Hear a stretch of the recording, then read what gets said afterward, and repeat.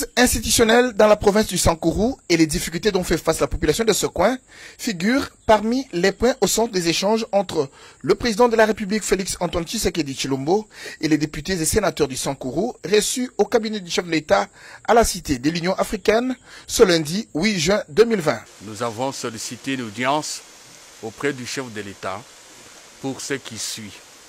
Primo, lui demander d'appuyer les actions du gouvernement et les initiatives que le gouvernement prendra dans les jours à venir pour rencontrer les préoccupations majeures de la province et de sa population, notamment en ce qui concerne la crise institutionnelle, en ce qui concerne l'enclavement ou le désenclavement et le développement de la province du Sankourou.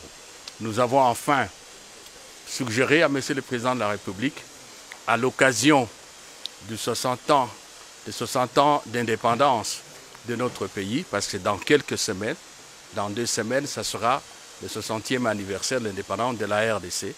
Nous avons proposé au Président de la République d'impulser le démarrage de Lumumba-Ville en territoire de Katakokom, ville qui a été créée en 2013 par un décret du Premier ministre en hommage à l'illustre disparu.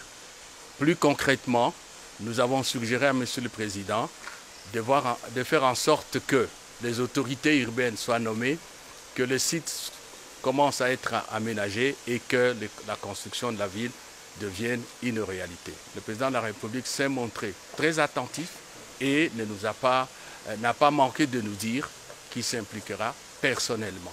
La population du Sankourou et nous-mêmes, ses mandataires au Parlement, nous exprimons toute notre reconnaissance à M. le Président de la République. Les élus du Sankourou ont également demandé au chef de l'État, garant de la nation, d'élever à titre posthume Mpolo Okito, compagnon de Patrice Emery Lumumba, au rang de héros national lors des festivités marquant les 60 ans de l'indépendance de la République démocratique du Congo le 30 juin 2020.